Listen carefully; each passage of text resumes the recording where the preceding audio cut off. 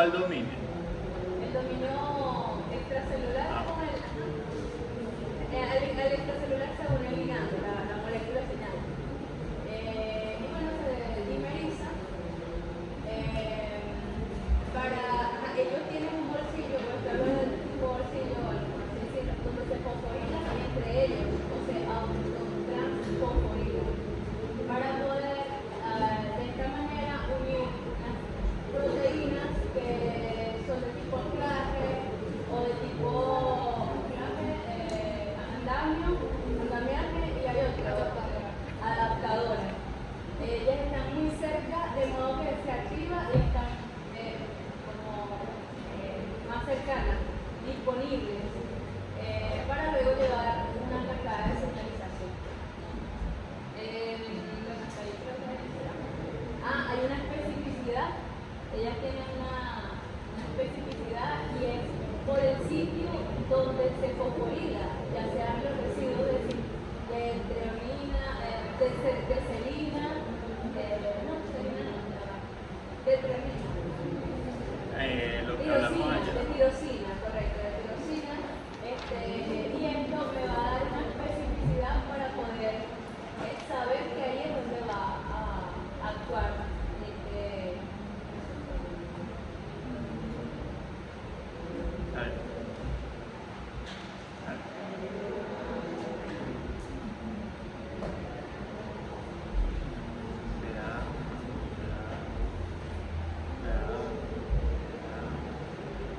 ¿Cuál es su nombre? Flor, ¿cuáles son los 3 pasos que no pueden faltar para la activación de un receptor asociado a actividad tirosina quinasa?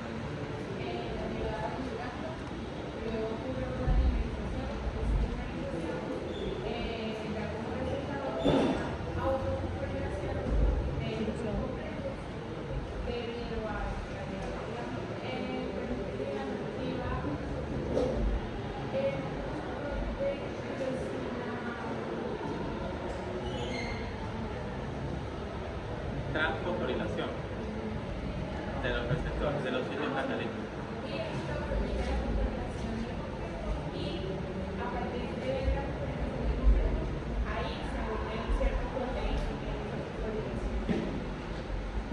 Bien.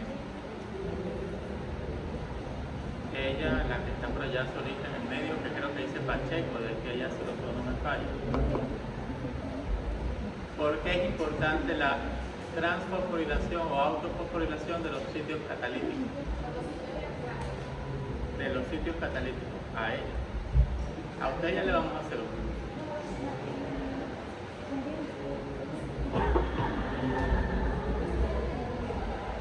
¿Qué hay?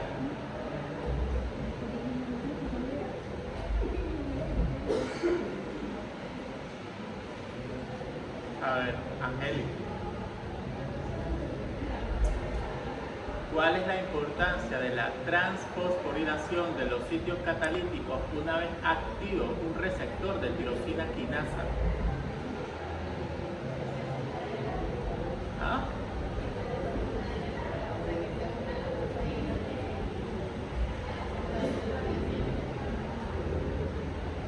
¿Sí? ¿Sí no? Hay como 4. ¿Ah?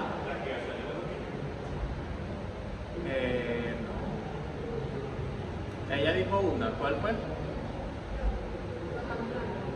Generar sitios de anclaje para otras proteínas que son de anclaje. Sí y no, pero por eso te digo, o sea, eso lo engloba en crear sitios específicos de reconocimiento. Y había otra, eran 4, pero había una en la que hicimos énfasis que fue, claro,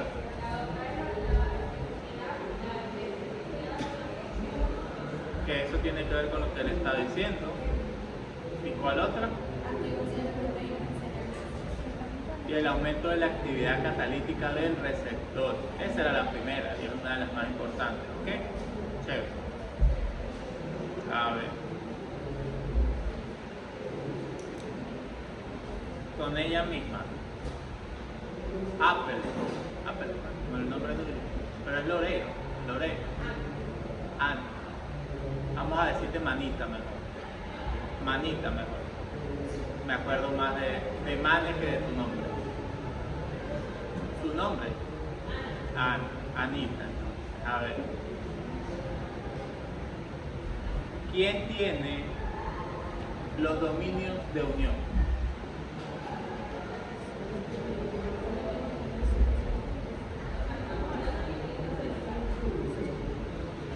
Dijimos que la célula era ciega, que el receptor crea sitios de anclaje y hablamos de los dominios de unión, de reconocimiento, ¿sí? ¿Quién los tiene?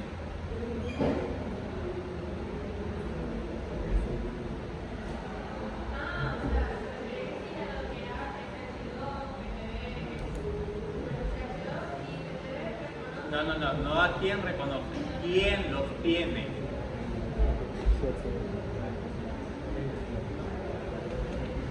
¿Ok? A ver, Pacheco. Es decir, la proteína que se ancla al receptor, no son del receptor como tal. Y eso es algo en lo que hay que hacer énfasis. ¿Bien? Chévere. ¿Por qué? Porque de ahora en adelante vamos a ver entramados de proteínas de andamio, de anclaje, adaptadoras y todo lo demás. ¿Ok? Siempre llevando a cabo la importancia que una vez que se activa el receptor, crea sitios específicos de fosforilación. ¿En qué aminoácido? La tirosina, ¿ok? Que van a hacer cambios conformacionales para ser reconocidos por los dominios de las proteínas de andamio, anclaje o adaptadoras. Y cada una va a llevar su función tal cual en el sentido lógico de la palabra. Por ejemplo, una proteína adaptadora va a adaptar otra proteína que no tiene el dominio de unión al receptor fosforilado. ¿Qué dominio es ese? Es decir, si yo les pregunto en una de completación, la proteína, no sé, SOS, se une a través de una proteína adaptadora IRS a un receptor de insulina una vez activado. Por lo tanto, la proteína SOS carece de los dominios y una rayita. ¿Cuáles dominios? SH2, PTB. Porque por eso necesita una proteína que lo acopla al receptor porque ella no tiene el dominio. ¿Sí? Chévere. Ya más o menos saben cómo son las preguntas. Y eso nos va a permitir justamente esto, que son los complejos de señalización, que son esas estructuras que ya están transformadas única y exclusivamente esperando el ligando que se una a la función extracelular del receptor. Bien, y ahí es donde habíamos mencionado proteínas de andamiaje, proteínas celulares, que lo que hacen es crear una estructura cada vez más grande, como vamos a ver, para que la señal se pueda dar de manera más rápida y eficiente. ¿Okay? Importante el anclaje a través de estas vías de fosfoinositido. ¿Por qué? Como vimos, los fosfoinositidos tienen estas cositas aquí que están rojitas, que van estudiándose ahí, que eso es ácido graso, y que por consiguiente todo ácido graso tiene que anclarse a la membrana y presenta esa particularidad, antiparticular, y es el hecho de que se ancla a la membrana y tiene una porción que es hidrofílica, justamente para poder anclar las proteínas que están aquí. Es decir, esta proteína no se mueve de aquí porque está anclada, y la porción que va hacia el interior celular, que tiene esa propiedad hidrofílica, va a ocasionar que permita la unión con los receptores que están cercanos y evita de esta manera el receptor se mueva. Es decir, lo agarra y lo ancla a la zona donde ella se encuentra. Y es ahí donde está parte de su importancia. Estuvimos hablando de ella, de que la activación de los fosfoinositidos tiene una gran importancia en la señalización, tanto de las proteínas acopladas o de los receptores acoplados a proteínas G, como de los receptores de tirosina.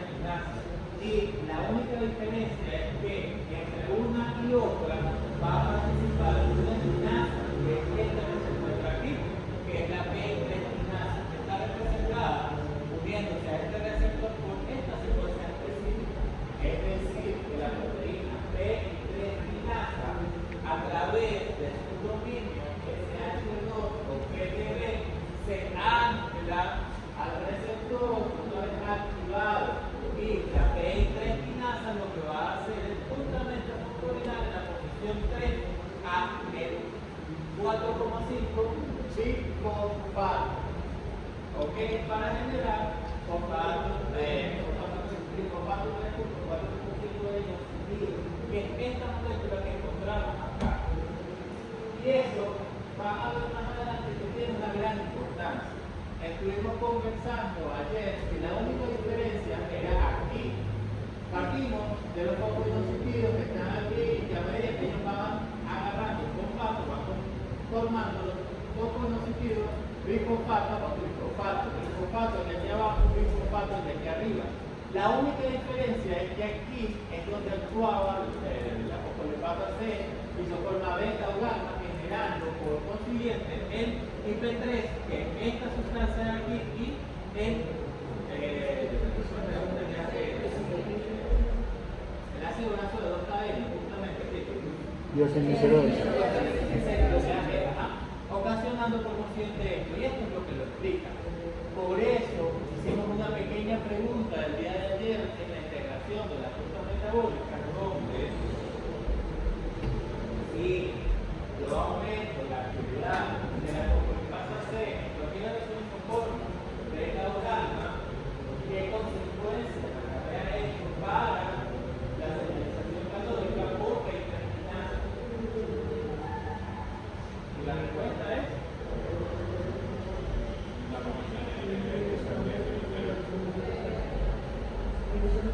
más alto. Que deja su vía canónica y se forma el diosinicerosa y el IP3. ¿Cómo es eso? Por el aumento de la fosfolipasa C, ya no ocurre la fosforilación para transformar el bifosfato en bifosfato, sino es que lo disocia es la diosinicerosa y el IP3.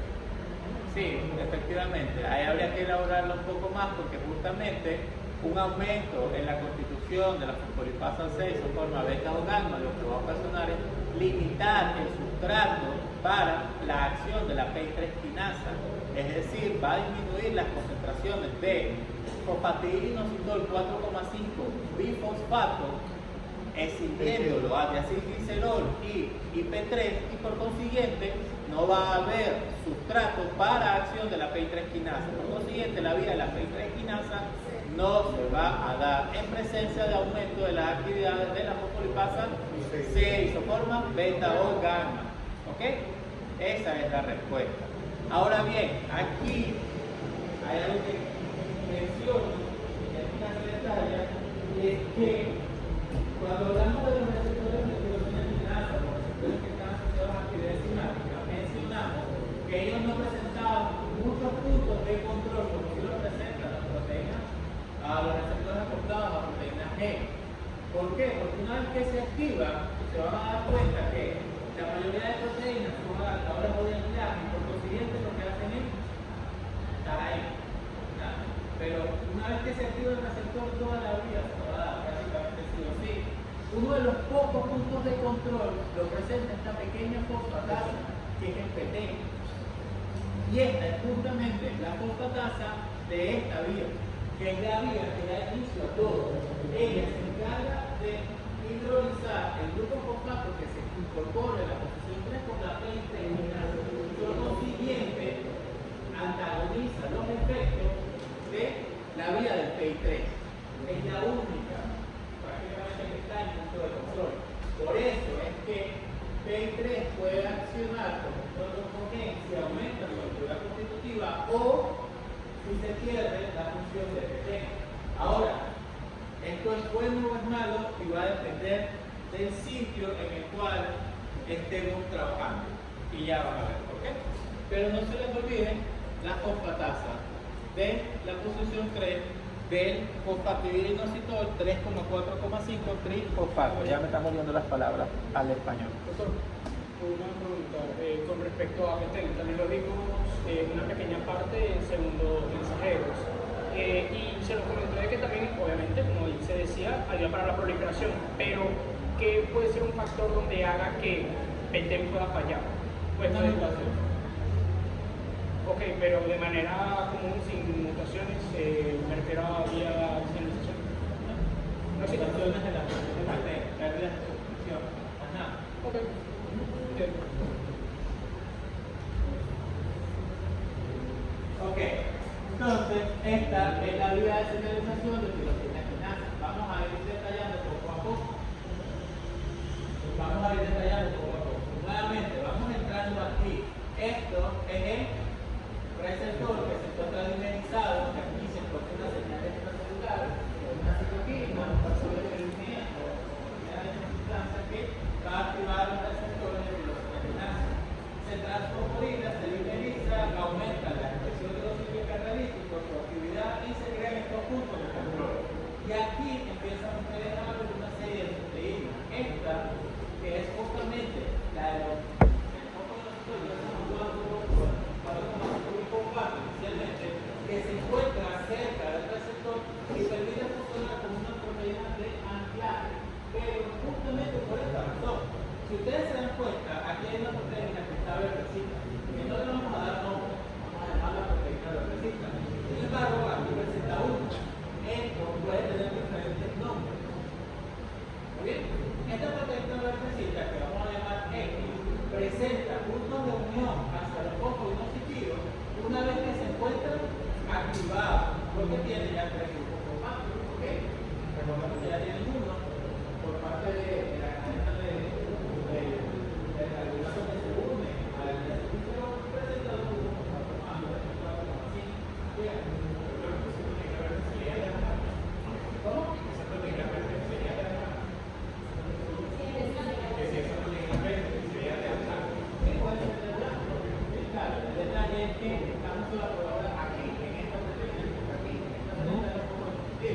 Si se dan cuenta, esta proteína verde, que puede accionar como anclante o anclaje, tiene una porción que se une al foco inositivo y tiene otra porción que se une al receptor una vez activado. ¿Ok? Tiene, por lo tanto, dos dominios de reconocimiento. El que se une al receptor tiene que ser uno de los dominios de CR2 o de B, que es lo que estamos buscando aquí. Y esto que reúne o que se ancla o reconoce a este foco inositivo, una vez fosforilado, es ese dominio que mencionamos que era EH. ¿Ok? Por consiguiente, para que estas otras proteínas actúen, tiene que estar presente justamente esta proteína, que aquí puede tener varias funciones. Por eso no hice hincapié al momento de mencionar todos los otros tipos de proteínas, que eran andamio, anclaje y que eran adaptadores. Justamente por esta razón, porque esta proteína actúa de las tres formas.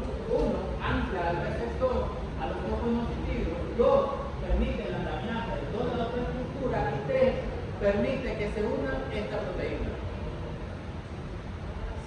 ¿Por qué? Porque esa proteína per se no presenta un sitio de unión al receptor. Por lo tanto, esta proteína en el sustrato del receptor de la insulina tipo 1 funciona como una proteína adaptadora. Lo que queremos empezar a hacer énfasis aquí en esta zona justamente cómo se van ensamblando un grupo de proteínas dependiendo de los dominios que presenten. Y los dominios, ahora aquí, sí cobran la mayor importancia, porque si se junta o se pierde los aminoácidos del dominio, se pierde la capacidad que presenta esa proteína de reconocer los patrones del receptor fosforilado, de la proteína fosforilado y de desencadenar la señalización celular agua abajo. ¿Ok? Si seguimos justamente en esta zona, esta proteína, que puede ser cualquiera, porque aquí esto es muy característico del lado de la insulina, presenta dominio hacia esta zona. Casualmente, esta proteína también es fosforilada en sitios específicos de tirosina por este receptor. ¿Por qué? Porque ahora ella presenta este dominio, SH2, y SH2 tiene que reconocer sí o sí a tirosina fosforilada, para después presentar en sitios específicos donde tiene alta riqueza para reconocer a las poliprolinas de estas dos proteínas, la proteína SOS y una proteína que puede ser, aquí le llaman cambio, que es andamiaje, pero también es adaptadora, porque trata de llevar la señalización algo abajo. Si se dan cuenta, esta otra proteína que también es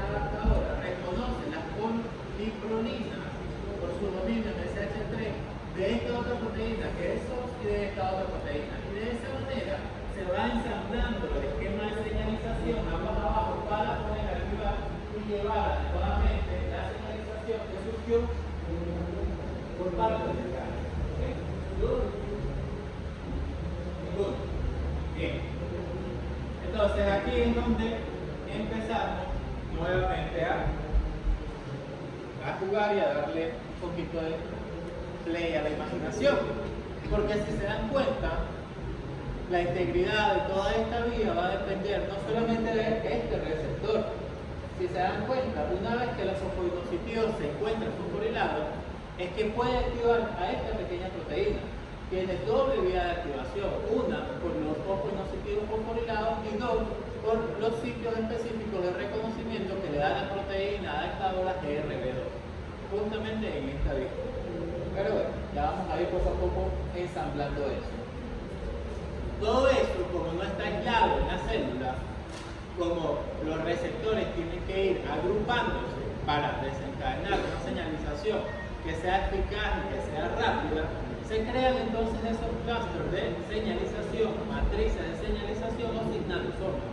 Bien, que como se van dando cuenta, lo que va a ocasionar es esto: receptores que están ensamblados por proteínas como la del IRS1, como la del GRB, de manera tal que apenas uno reciba la señalización, todo el sistema se empieza a desencadenar. No es necesario que los tres estén activos. ¿Por qué? Porque los tres están justamente interconectados. Y los tres nos van a llevar a esta proteína azul, que es la que poco a poco vamos a ir viendo más adelante, que es esa proteína del exono 6, el SOS. Muy bien. Entonces, ¿cuál es la importancia de que una proteína tenga los dominios de reconocimiento?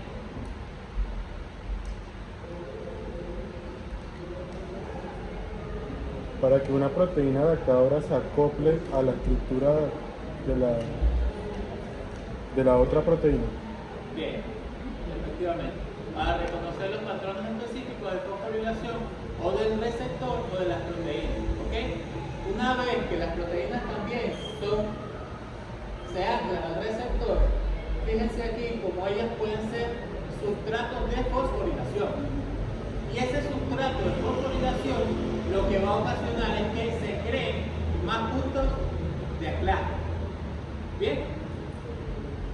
Porque el GRB, por su dominio de SH2, puede unirse directamente al receptor o puede unirse a estos sitios de anclaje de la proteína IRS1 una vez fosforilada.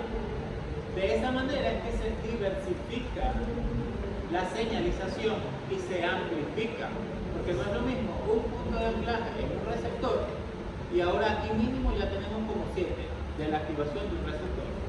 ¿Me sigue? Doctor, una pregunta.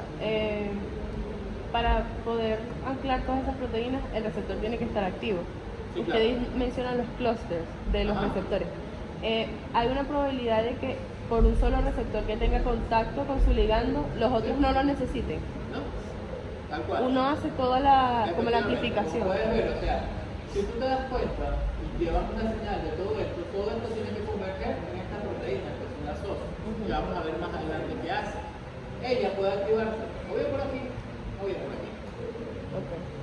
Bueno, y como lo que usted dijo, en la imagen se puede apreciar de que por lo menos SOS no está adherida, anclada completamente al punto de los fosfoinositidos. No, Parece que también tiene los sitios de activación efectivamente, tiene sitios de activación por fosfoinositidos y sitios de activación por su dominio, de prolito. por el cambio conformacional que le da la proteína previa a través de los dominios de poliprolina de la cría. ¿Y son dos vías de señalización diferentes? Sí, depende. Por eso te digo, ahí habría que ver cuál de las dos vías es la que está terminando siendo canónica, si una vía metabólica o una vía microgénica. Bien. Chévere. Entonces aquí vamos a comenzar para ir profundizando en esto de lo que son los switches de señalización. Un switch es tal cual como en español, es un interruptor. Es como el interruptor de la luz. De por otro lado una palabra y por otro lado una bebida. Es un switch metabólico que permite que no la vía, sino la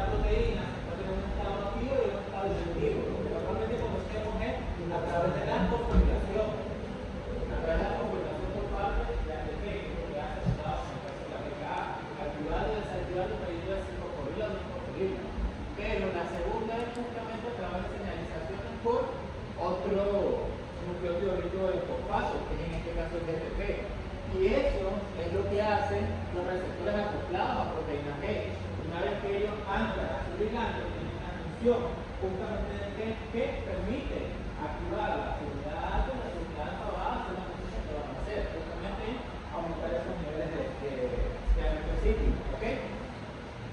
Sin embargo, eso es en proteínas más grandes, pero hay proteínas que tienen esa función de fosforilar o desfosforilar en función de sus GTP y son proteínas pequeñas, monoméricas, no ensambladas en un gran heterodímero, como en el caso del receptor, sino solubles que van a ejercer una función puntual. Y es ahí donde empezamos nosotros a discernir lo que son las funciones, tanto para la GAP como para el G. Sabiendo que lo que va a dar una función de G es justamente unir el GTP y la función GAP, lo que va a hacer es que se favorezca el hidrólisis de ese GTP. Y como estuvimos conversando el día de ayer, el fosfato que se está uniendo a la molécula va a ejercer un efecto electrostático o ocasionando que haya desplazamiento de las partículas o de los aminoácidos que estén cerca o que haya atracción de aminoácidos que estén más lejos también. ¿Ok? ¿Good? Bien. De esa manera entonces empezamos a discernir de lo que son las proteínas heterotroméricas y las pequeñas monoméricas. Estas ya ustedes la han visto a través de todos los PCR y esto es lo que vamos a empezar a ver a partir de ahora. Proteínas citosólicas que tienen función de intercambiador de nucleótidos, que es la función G, como de hidrólisis del mismo nucleótido, que es la función GA, permitiendo que la proteína esté activa o esté inactiva dependiendo de a qué está uniendo. Muy bien. Y dependiendo también del sistema. ¿Vale? Chévere. De aquí a que las pequeñas proteínas G monoméricas sean activadas a través de estos switches por el intercambio de nucleótidos de GTP. Estas son las GTPase monoméricas que nosotros vamos a ver. La que nos vamos a centrar aquí con esta, la familia de RAS.